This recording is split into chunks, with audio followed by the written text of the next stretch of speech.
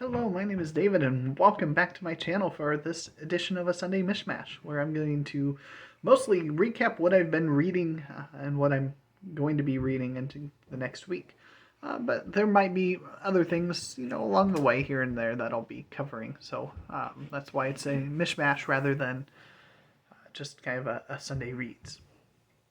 So let's start with the books that I've finished last week. The first one I'm going to talk about is Roger's Lasny, The Guns of Avalon. This is book 2 in his Chronicles of Amber series, which is a 10-book series, 2 sets of 5-book series combined together to make the one universal whole. I read the first book last year, absolutely loved it, and this one is equally as good. Had an absolute delight. Returning to the world of Amber. Definitely going to be watching at my local half-price books or something for at least books 3 through 5 sometime soon to get through that first arc because this was very, very enjoyable, and I had an absolute blast with it. The next book that I'm going to talk about that I finished is The Viking Wars. This is War and Peace in King Alfred's Britain, 789 to 955 by Max Adams. This is a book of nonfiction. It's one I started last year, got probably about 2/3 of the way through, finished the last third this past week. Still really enjoyable book. Nonfiction's not my preferred genre. I'm a very slow-paced reader when going through nonfiction like this. Not all of it resonates well with me. And one of the chapters in particular in here just fell really flat there towards the end. But it was supplemented by other ones that were just absolutely fascinating, where it talked about different battles and the reigns of the kings and their families, and brought in Eagle Saga for a bit, and just absolute delight to get back to the Viking Age in England and immerse myself a little more again in a period that I really enjoy. The third book that I finished this past week, I don't have a physical copy to hold up because I don't own a copy of it anymore. I did when I was much, much younger. It's one that I plan to regain at some point in time. But I listened to Royal Assassin by Robin Hobb. And Hobb is just magnificent, brilliant. Cements her place as one of my absolute favorite writers. So that's book 2 of the Farseer trilogy. I've got a hold in for the audiobook of book 3. So we'll see how long it takes for that to come in because I think it's about a 10-week wait. So it'll be a while before I get back to Fitz Chivalry and see how it all plays out. It's been long enough that I don't remember any of the details of what happens in these books. There are moments and scenes that's like, oh, I remember that. But by and large, it's been long enough and I was young enough that the stories haven't stuck with me perfectly in my mind. And I'm really, really enjoying the Farseer trilogy. It was fun to hear and catch mentions of the Elderlings after reading the Live Ship Traders last year and this year, because the Elderlings play a pretty big role in that as well. And so, yeah, it's really interesting and absolutely delightful. If you have not read Robin Hobb, I strongly recommend the Farseer trilogy as a great place to start.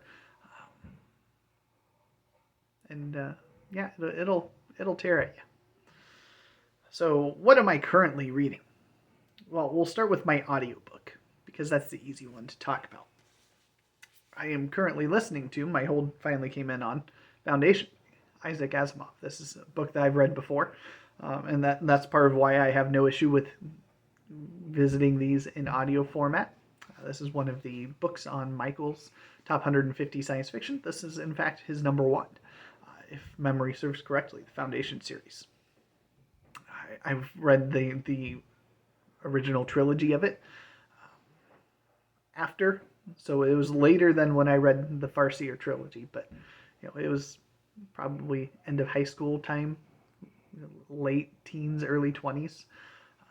And that's been quite a while. So I'm happy to be revisiting this. I'm about halfway through it and just absolutely enjoying the journey so far. And yet another reminder that Isaac Asimov is just a magnificent writer, and I want to read more Asimov. So let's shift gears into the rest of what I'm reading. And I came to a decision just yesterday, actually, on how I want to approach things, because the poetry readings that I did through March started off in my Harold Bloom big giant anthology of poetry. And over the course of the month, I did a little bit of hopping around from time to time. And I found a poet that I really, really am enjoying and wanted to not delay getting back into it. And so a lot of this is inspired by my desire to read more Longfellow. Henry Wadsworth Longfellow. I'm absolute delight to be reading so far. And so I've got a shelf upstairs in our living room where I keep the books that I'm currently reading on a shelf. And so that, I can grab one and just start reading whatever the mood strikes me. And I'm notorious as being a person that doesn't just focus on one thing at a time. And going with that, wanting to continue my daily poetry readings and wanting to get into doing some more short stories. All of that worked together to bring about this desire to have on my shelf up there 3s. So 3 different poetry books, 3 different short story books, and 3 different fiction or nonfiction books. So 3 different just longer read books. And that as I finish one, I'll grab another. My original thought with the short stories last month was that I would, have a random generator and just jump from book to book to book to book to book. But that's going to take a long time to feel like I've finished and made any accomplishment in a lot of books. Not that there's anything wrong with that, but I also like the idea of making progress in specific books. So choosing 3 different anthologies and reading through each of those and trying to make a commitment on both the short story books and the poetry books that I'm going to read at least one out of each of them each week. Beyond that, it doesn't matter. If I want to read Longfellow for the first 4 days in a row for the week, then great. I'll read a bunch of Longfellow and then spend a couple of days on some of the others before coming back to whichever one is striking my mood. So Monday through Sunday is going to be kind of my reading pattern. And by and large, I've gotten to most of these in this weekend. I've still got one of the short story anthologies I haven't started into yet, and I'll probably start with that tomorrow.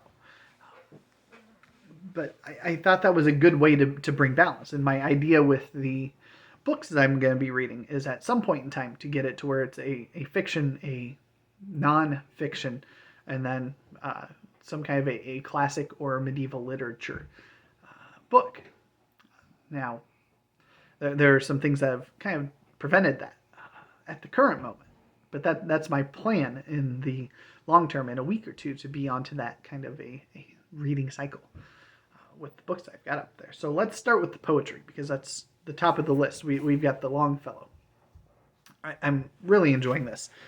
Just yesterday, I read a poem that just delighted me to no end, called "The Day Is Done." And unless I come across something that I enjoyed even more in the next couple of days, if I make a Poetry Thursday video this coming week, I'll be reading that one, because it was wonderful. I delighted in it. I also read The Old Clock on the Stairs and The Belfry of Bruges, and I'm up to Evangeline, which is a very, very long poem here. It starts on page 44 in here, and it runs through to 105. So it's going to take multiple days to read that. My idea of each of them getting something read over the course of the week doesn't necessarily mean I have to finish a story or a poem in a single day. So on a longer poem, on longer short stories, I can stretch them across a couple of days and still fit within that confines. And I think that's a good way of approaching it. The next poetry volume that I started just today, Red Obsidian by Stefan Torre. This is the book that I won from Jolene at Bookworm Adventure Girls giveaway. I read 2 poems out of this morning. Those Mornings, Big Stir, and then The Sinker, Navarro Journal. Both of them were fine. Like any poetry collection, there's hopefully going to be some that are really, really good in here for me, and others that are, workable, fine, but unremarkable. And so it'll be interesting to see how strong the balance goes between those two as I work through. And then the last one, of course, is the Harold Bloom anthology. And so I just read some John Dryden. I've got coming up John Wilmot, Earl of Rochester, which is a very short one, and then Alexander Pope shortly after that, which I'm excited to get to Pope. I want to read more Pope. I don't have anything Alexander Pope, I think, other than what's in there and maybe what's in my Norton Introduction to Poetry, which is not nearly as much Pope as I want to sample out and to read. So I'm going to be on the watch for some kind of a poetry collection from Alexander Pope to be able to dive a little deeper on him at some point in time. So next we'll do the short stories. So yesterday I started off The Golden Apples of the Sun, Ray Bradbury. I've got a lot of Bradbury to read. This one has almost 30, 40 short stories in it, which is hard to believe. I read The Foghorn yesterday. Absolutely delightful. The reason I picked up this one is at some point in time in here, I'm going to try to go chronologically through, but eventually I'm going to get to Sound of Thunder, which is regarded by a lot of people as one of the best Ray Bradbury short stories. So I want to get to that. And that's why I picked this volume in particular off the shelf. So I'm excited to get to that. I can't wait. The April Witch, I think, is the name of the next story, which is fitting for the month of April to be reading that. Just today, I started in The Infinite Arena, edited by Terry Carr. This has got 7 science fiction sports-themed stories. And so the story today was by Paul Anderson and Gordon Dixon, Joy in Mudville, which was a really enjoyable story, kind of a longer story about baseball. A race of kind of furry teddy bear type creatures who gain an obsession with imitating some of the famous baseball figures from Earth's history, including Casey at the Bat. And that poem makes an appearance in part throughout the story, and has a really, really interesting premise and a really interesting way it ends. And I did enjoy it in spite of not being a huge baseball fan, and in spite of it going on a little longer than I wanted it to. I did enjoy myself tremendously. And then for my third anthology I brought up there, I wanted to go with something a little different. And so I was looking at the anthologies I had on my shelf, where I have something published in it. Because I think only one of them I've read in its entirety. And that was, I think, the first anthology I got published into. So I grabbed After Avalon. So these are Arthurian short stories. Arthurian themed. The premise is King Arthur is dead, Camelot has fallen, Britain drowns in Saxons. These are the stories of what came after. Merlin's prophecies begin such an introduction. So it has one of my absolute favorite stories that I've written in here, the saga of Freydis Beastbane, which, if you can't tell from that, is heavily inspired by the Icelandic sagas, and features the questing beast, from Arthurian lore, which I thought was absolutely fun to bring those two kind of together and merge them in a way. And I believe this anthology I was able to find with some tough searching around, still available on Amazon to pick up a copy or a digital copy. And so this is a small press. I mean, this is 18th Wall Publications.